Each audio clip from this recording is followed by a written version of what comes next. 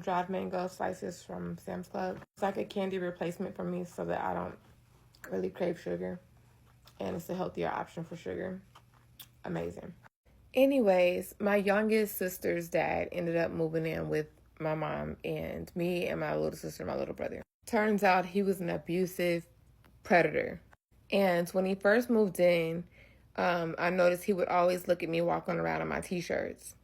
And he would make weird gestures with his mouth, and his, and he would always do little suggestive things. But like I said, I was already groomed prior to him. So it really didn't bother me or faze me much.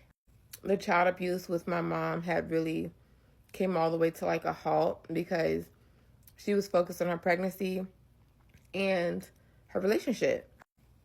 For a little while, things seemed like they were normal, like we were a normal family. Boom. My mom's baby's dad, my sister, my brother, and then my mom's pregnant with my youngest sister.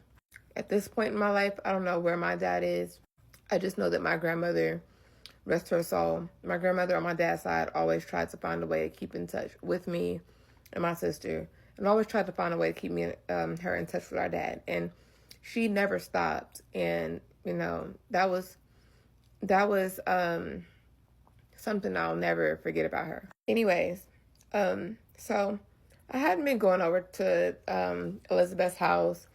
I really hadn't been going over to Annette's house, going to church that much. I really was like just spending a lot more time with my mom and spending a lot more time at home. But one night, my younger sister's dad had pretty much he woke me up out of my sleep and he did something gross to my ear that I won't say on camera. And then I just went back to sleep. And then he would do little stuff like that until one day, I woke up to get some water and he was on the couch, no clothes on whatsoever. I tried to just brush it off and go back to my room, but he stopped me and he's like, "Come here." And I'm like, "Okay." And so I sit on the couch and he's like, "You want some candy?" And I'm like, "Sure," but I didn't know that was the type of candy he was talking about. So I'm not going to get too much into detail about that, but one thing led to another, and I was assaulted. And it was in a way that was not going to be able to be proven that it was done. So, so that happened. And then coincidentally, the next day, there was a program that came to my school called where the people were talking about good touch and bad touch. And I thought it was the strangest coincidence because looking back, that was weird how that happened. Just the night before, when he did that, he's like, "Okay, we're going to do the real thing real soon. You're almost ready. We're going to do the real thing real soon." And then the people come up to the school, they talk about good touch, bad touch. So they was like, if there's anyone after this classroom that wants to talk to an officer or talk to anyone about being afraid at home or good touch, bad touch, then stay after this class. So I did. I told what was happening to my teacher. I was in the second grade, and I was in Miss Shepherd's class at James Elementary School. And when I told her and the officer, my mom ended up coming up to the school, and my mom got a chance to talk to me by myself on the stairs, and she's like, Are you just saying this because he's mean?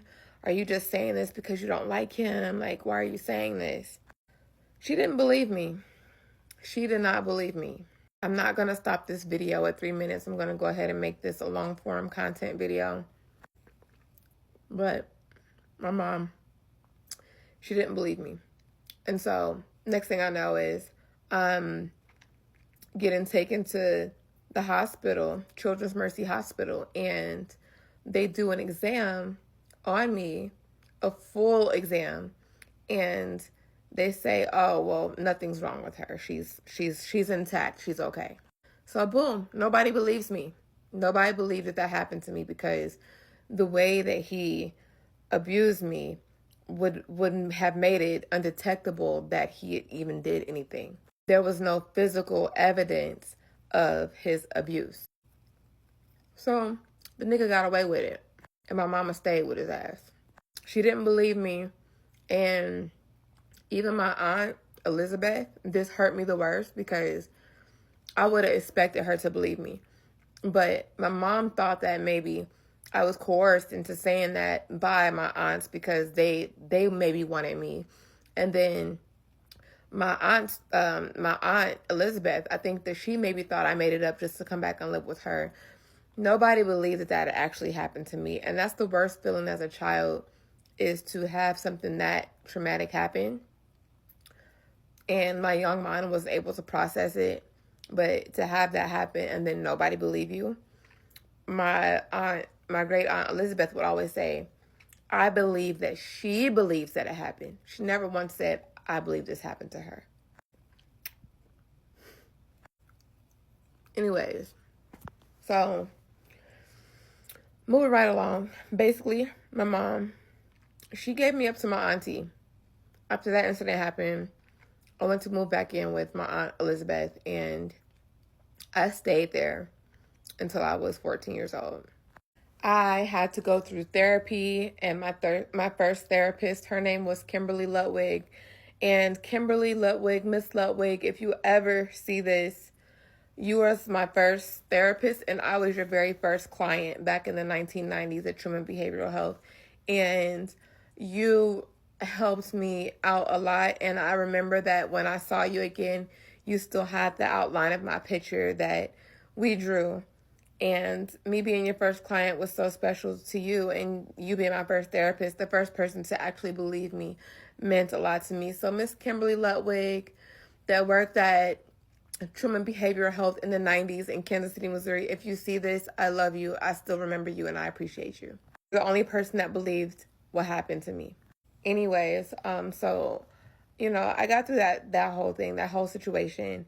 And I adjusted to moving in with my aunt. And it was really hard at first because I missed my sister. I missed my brother. I didn't get a chance to be around my mom when my baby sister was born. It was hurtful, the fact that my mom chose to stay with him over me. So I blame myself for the abuse because she didn't believe me. So in my mind, I felt like maybe I should apologize to him for telling on him. So I would write a letter to him and try to have my other sister give it to him. Or I would just try to do little things to try to make up for the fact that I said something because nobody ever believed me. But I adjusted, and my aunt Annette stepped in and took care of me, and I started going to church every single Sunday, which I didn't really like, but I ended up getting baptized at age 7, and I got adjusted to my new lifestyle, being an only child.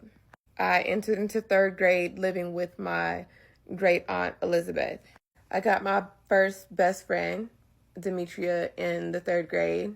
I was in the Girl Scouts in the 3rd grade.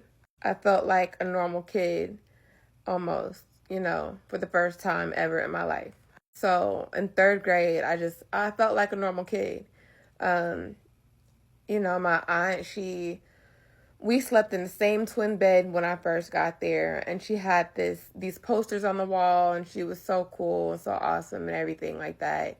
And my great grandmother, God rest her soul too, she lived there, so I got a chance to get really, really close to my great grandmother. She is so special and will always be so special to me. She welcomed me right on in, and it was funny watching the duo between my aunt Elizabeth and my great-grandmother. And I got a chance to also spend a lot of time with my grandfather that passed away as well. So moving in, by this time, I'm 8, 9 years old, and things are looking on the ups for me. Come back for the next part.